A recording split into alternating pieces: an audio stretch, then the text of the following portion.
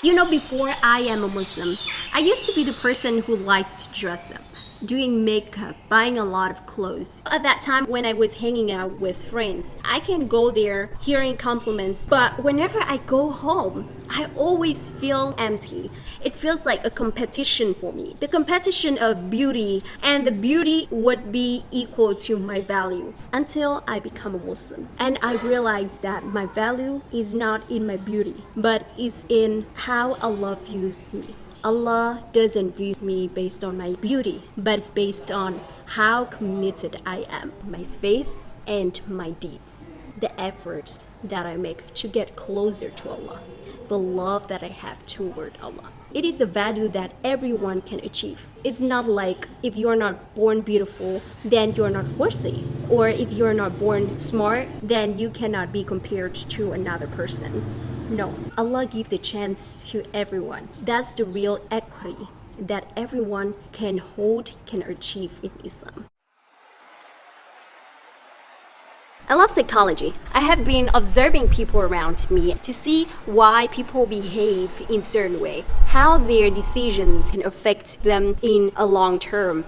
And I realized that there's one common theme around both Muslim and non-Muslim nowadays. When people reach the age of 20, 21, around that age, a lot of people go through depression, anxiety, go through the feeling of being so lost. And I realized that a lot of time it is because they do not understand themselves. Whether you are Muslim or non-Muslim, there will be a time in your life where you are asking, who am I?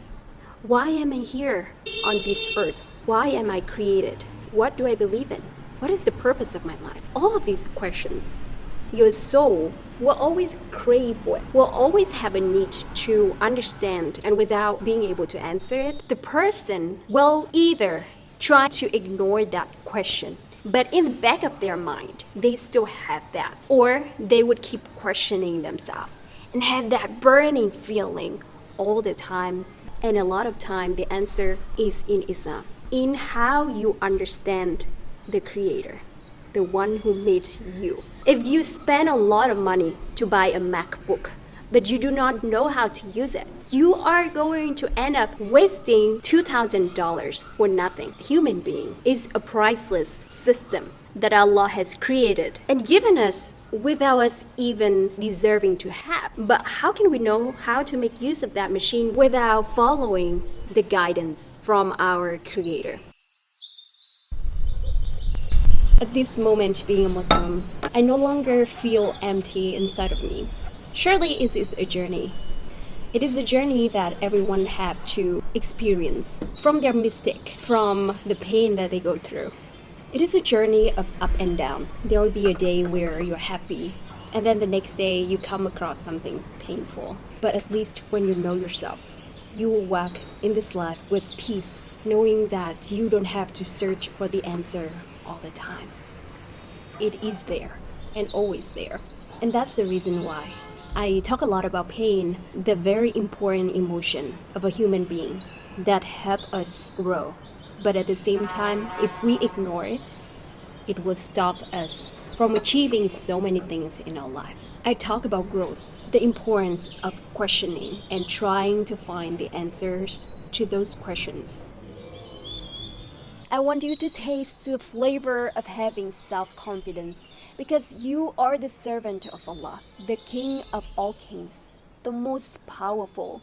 When you understand that a mistake or a difficulty in your life can be a valuable asset in helping you grow into a more multidimensional person, when you have the certainty of your goals and are pleased with your hard work for the sake of God, you will love others for the sake of Allah and hate an evil action for the sake of Allah.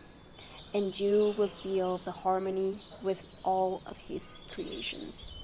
There's so many things that I want to share with you in this journey of experiencing our life within the boundary of Islam, within the guidance that Allah has given us. So let's experience that with me.